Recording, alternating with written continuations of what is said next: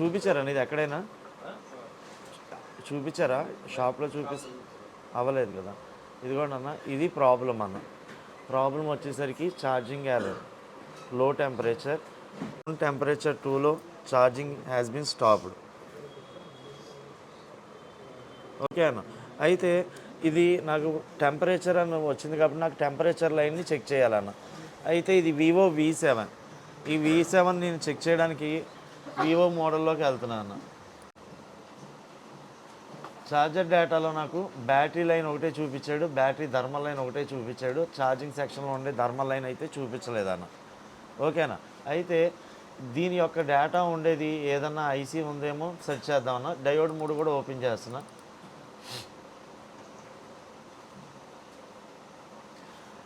నాకు diode మోడ్లోని only connectors values ఇచ్చాడు తప్ప ఐసీ గురించి కానీ ఐసీ డీటెయిల్ కానీ ఇందులో కూడా ఏమీ లేదు. ఇప్పుడు నేను ఏం చేస్తానంటే ఈ ఐసీ మీద నెంబర్ ఏదైతే ఉందో ఆ ఐసీ మీద నెంబర్తో నేను సెర్చ్ చేస్తానన్న. అయినా కానీ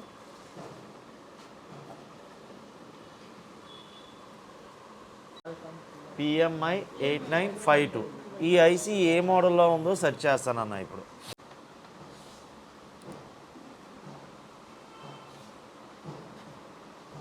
రెడ్మీ 6 Pro ఓకే అన్న. ఈ ఐసీలో కూడా ఉందన్న. ఛార్జర్ డేటా క్లిక్ చేశానన్న. ఇందులో నాకు చూడండి అన్న, సేమ్ ఐసీనే, ధర్మలా ఇదే కదన్న. ఈ లైన్ ద్వారా వెళ్తున్నా. ఇది కూడా ఈ వాల్కి కనెక్ట్ అయ్యింది. థర్మల్ లైన్ అనేది ఈ వాల్కి కనెక్ట్ అయ్యింది. స్కెమెటిక్ ద్వారా వెళ్ళాము. బిట్ మ్యాప్లో చూద్దామన్న.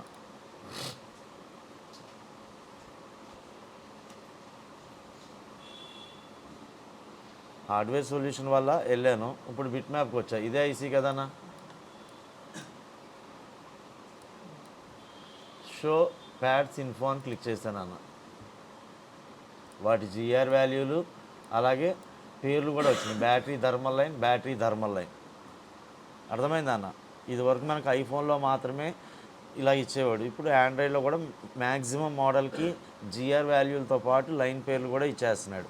ఇప్పుడు నాకు ఈ ఐసీలో ఒకటి 85వ బాలు, ఇంకోటి 97వ బాలు ఎలా కనెక్ట్ అయింది. ఇక్కడ క్లిక్ చేస్తే మనకి రెసిస్టర్లు చూపిస్తుంది, అంతా ఓకే. ఇప్పుడు నేను స్కెమెటిక్ ద్వారా తీసుకొని వెళ్తాను.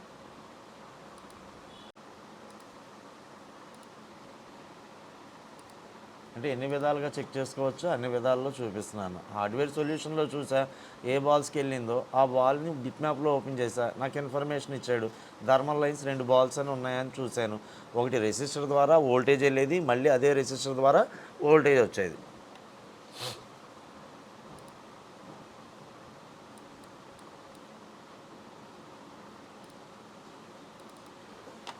కనెక్టర్ దగ్గర డబుల్ ట్యాప్ చేస్తే బ్యాటరీ థర్మల్ లైన్ చూపించింది కదన్నా.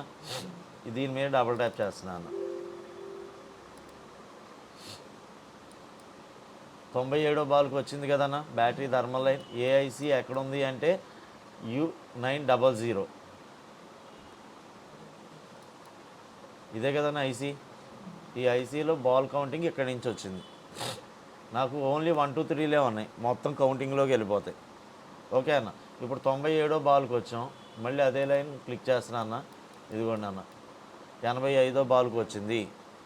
ఈ 2 బాల్స్ కనెక్ట్ అయింది. ఏ ఐసీకి సేమ్ అదే ఐసీకి. ఓకే అన్న. నెక్స్ట్ క్లిక్ చేస్తున్నా అన్న. మళ్ళీ ఇందాక ఎక్కడికైతే వచ్చామో నెక్స్ట్ క్లిక్ చేశాను. మళ్ళీ 10K రెసిస్టర్ ద్వారా అక్కడి నుంచి వోల్టేజ్ వచ్చే వోల్టేజ్ 10K రెసిస్టర్ ద్వారా బ్యాటరీ కనెక్టర్కి వెళ్తుంది. ఓకేనా. నెక్స్ట్ ఇక్కడ 3 లైన్స్ని చూపిస్తుంది అన్న.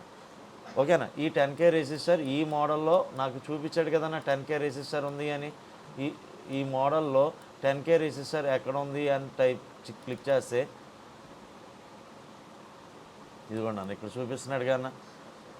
కాబట్టి ఈ మధ్య లైన్లో 85 బాల్కి ప్లస్ 97 బాల్కి మధ్యలో ఒక రెసిస్టర్ ఉంది కదన్న. ఆ రెసిస్టర్ని ఇప్పుడు బిట్ మ్యాప్ ద్వారా చూస్తాను.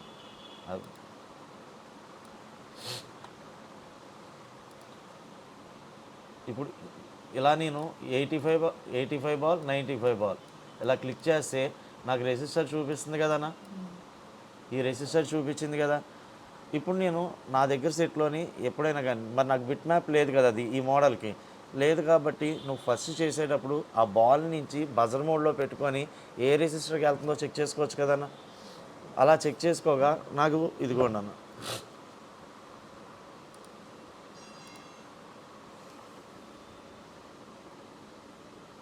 ఇక్కడ రెసిస్టర్ ఉంది కదన్న, ఈ రెసిస్టర్కి ఇదే కదన్న ఐసి, ఈ రెసిస్టర్ బాల్ కౌంట్ ద్వారా ఒకటేమో 85 బాల్కి, ఒకటేమో 97 బాల్కి వోల్టేజ్ వస్తుంది. పెట్టి ఛార్జర్ గురించి ఏం చేస్తా అంటే దానికి వోల్టేజ్ ఎంత వస్తుంది అన్నది చెక్ చేసుకుంటా.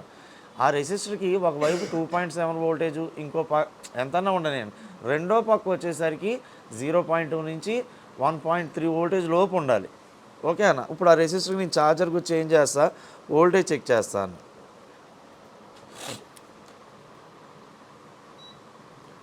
వోల్టేజ్ ఎంత వస్తుందో చెప్పండి అన్న.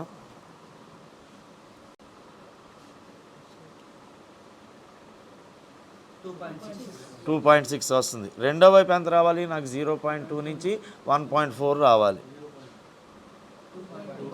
సేమ్ వోల్టేజే వస్తుంది. అంటే ఇక్కడ మనకి ఎలా చెప్పుకున్నామన్నా మనం, ఇది R1 రెసిస్టర్ అయింది అనుకోండి, ఇది పాజిటివ్ లైన్లో 2.6 వోల్టేజ్ 2.7, ఇది R1 రెసిస్టర్ అయ్యింది. మరి వోల్టేజ్ నాకు తగ్గి రావాలి అంటే 0.2 నుంచి 1.3 వోల్టేజ్ వరకు నాకు తగ్గి రావాలి అంటే నాకు గ్రౌండ్ రెసిస్టర్ ఒకటి ఉంటుంది, దాన్నే థర్మల్ రెసిస్టర్ అనుకొని మాట్లాడుకున్నాం కదన్నా. ఓకేనా, ఐడియా వచ్చిందా అన్న? థర్మల్ రెసిస్టర్ మీరు క్యాలిక్యులేటర్ కూడా చేశారు. ఓకేనా. ఇప్పుడు నాకు ఆ వోల్టేజ్ రావట్లేదు అంటే నాకు ఈ థర్మల్ రెసిస్టర్ మిస్ అయింది కాబట్టి అక్కడ ఎంత వోల్టేజ్ ఉందో ఇక్కడ అంతే వోల్టేజ్ వస్తుంది. ఓకే అన్న.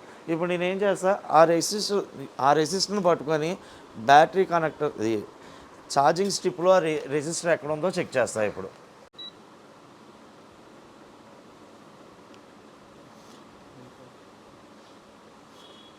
మనకి చెక్ చేసుకుంటే ఒక్కొక్కసారి టెస్ట్ పాయింట్ కూడా ఉంటాయి అన్న. ఇట్లకి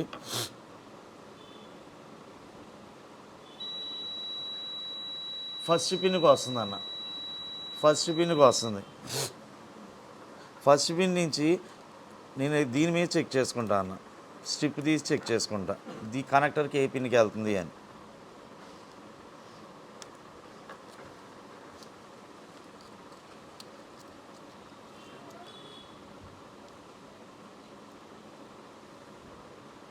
చివరే కదా ఉంది పిన్ను, చివర్లు చెక్ చేస్తా అన్న.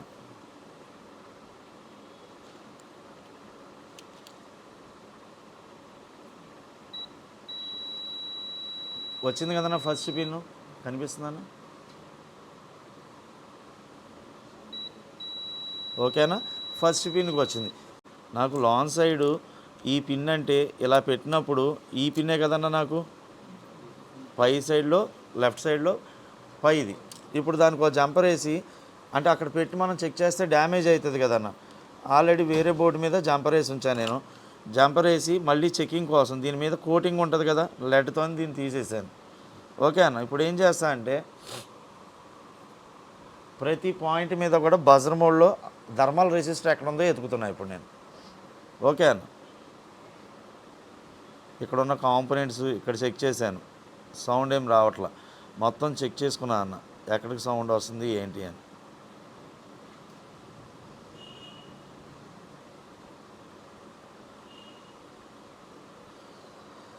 బ్యాక్ సైడ్కి తిప్పిన తర్వాత నేను పాయింట్ నాకు తెలుసు కానీ మీకు తెలియాలి కదా చెకింగ్ ఎలా చేయాలి ఏంటిది అన్నది. అటు ఇటు బజర్ మోడ్లో పెడితే దాని కనెక్షన్ వస్తే కీకమంటుంది కదన్న. ఇలా చెక్ చేసుకునే క్రమంలో ఇక్కడ నాకు సౌండ్ వచ్చింది. ఓకేనా. ఇప్పుడు బజర్ మోడ్లోనే ఇది మరి గ్రౌండ్దా కాదా, అదా కాదా తెలియాలి కదా, థర్మల్ రెసిస్టరా కాదా అన్నది.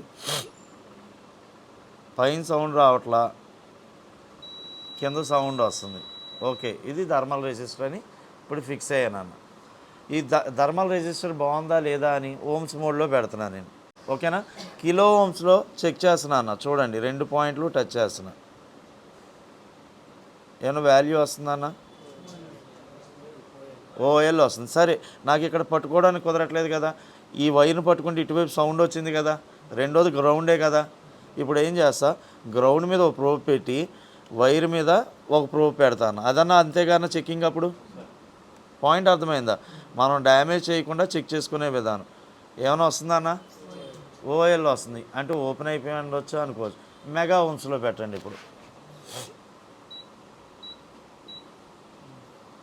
ఇప్పుడు వాల్యూ ఎంత వస్తుందో చూడండి అన్న.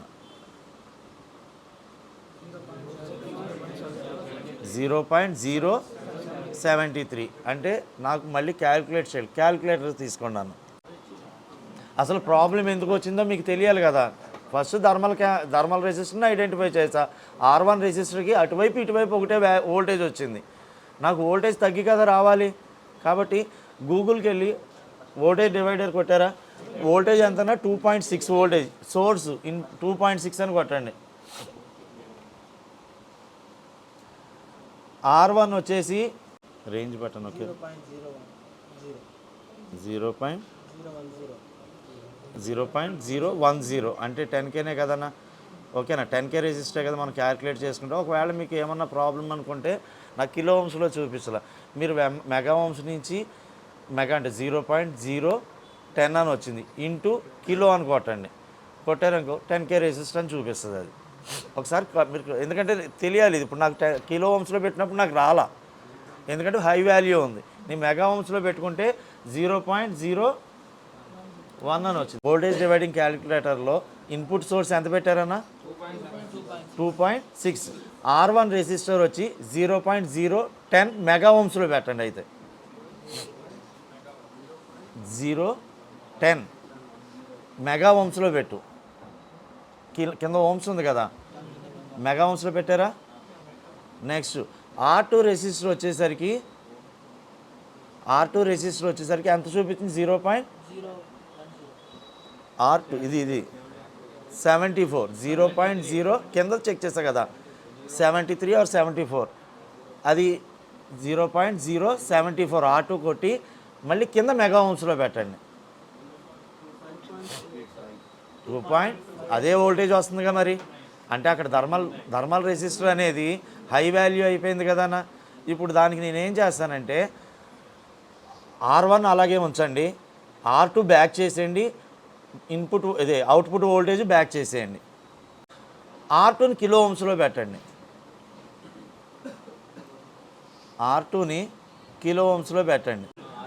R2 వచ్చేసరికి 10K పెట్టమంటున్నా. 10 అని కొట్టి కిలో ఓమ్స్లో పెట్టండి. వోల్టేజ్ ఎంత వస్తుంది అని అడుగుతున్నా. 1.3 వోల్టేజ్ వచ్చింది కదన్నా. ఇప్పుడు మనం 10K రెసిస్టర్తో దాన్ని బైపాస్ చేద్దాం ఆ లైన్ని. ఎందుకంటే అక్కడ థర్మల్ రెసిస్టర్ అయితే హై వాల్యూ అయిపోయింది కదా. హై వాల్యూ అయిపోవడం వల్ల నాకు సేమ్ వోల్టేజ్ వస్తుంది. ఇప్పుడు అక్కడ ఉన్న థర్మల్ రెసిస్టర్ని తీసేసి ఇప్పుడు నేనేం చేస్తా, 10K రెసిస్టర్ వేస్తా. ఆ 10K రెసిస్టర్ ఎలా చెక్ చేసుకుంటామన్నా? నా దగ్గర ఉన్న మదర్ బోర్డులో ఇందులో మనం చెక్ చేయాల్సింది ఆల్రెడీ సెట్ చేసి ఉంచాయి కదన్నా. ఏదో దాని మీద క్లిక్ చేస్తా, డబుల్ ట్యాప్ చేశాను. ఇది రెండాట్లో ఇది రెండోదన్న. పవర్ ఐసీ ఉంది కదా, పవర్ ఐసీలో అడ్డంగా ఉంది, నిలువుగా ఉన్నాయి. మీ దగ్గర iPhone 6 బోర్డు ఒకసారి ఇవ్వండి. ఇప్పుడు ఇదే కన్నా రెసిస్టర్, ఆ రెసిస్టర్ తీస్తా అన్న. ఇప్పుడు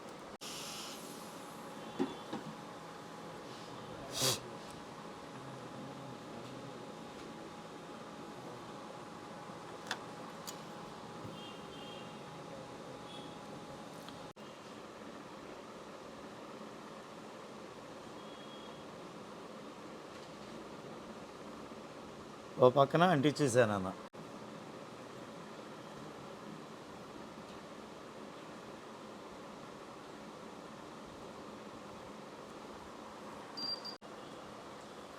ఛార్జర్కి వచ్చాయన్న. ఇప్పుడు వోల్టేజ్ చెక్ చేసి చూపిస్తా అన్న. అక్కడ ఇందాక రెసిస్టర్ దగ్గర వోల్టేజ్ చెక్ చేసాం కదన్న, మళ్ళీ వోల్టేజ్ చెక్ చేసి చూపిస్తా.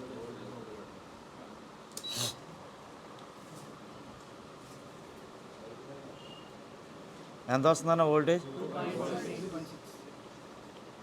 ఇప్పుడన్నా 1.3 వోల్టేజ్ వచ్చింది. ఇప్పుడు నాకు ఓకే అయిందా లేదా అన్నది చెక్ చేద్దాం మనం.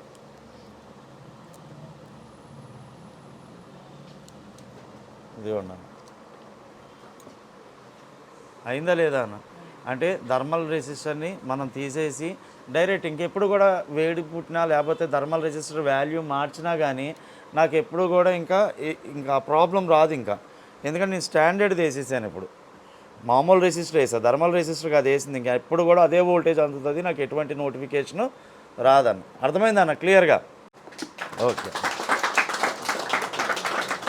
మీకు చూపిద్దామని అంటే మీకు స్కెమేటిక్ వల్ల ఎంత ఉంటుంది అన్నది తెలియాలన్న, అందు గురించి మీకు చూపించడం జరుగుతుందన్న.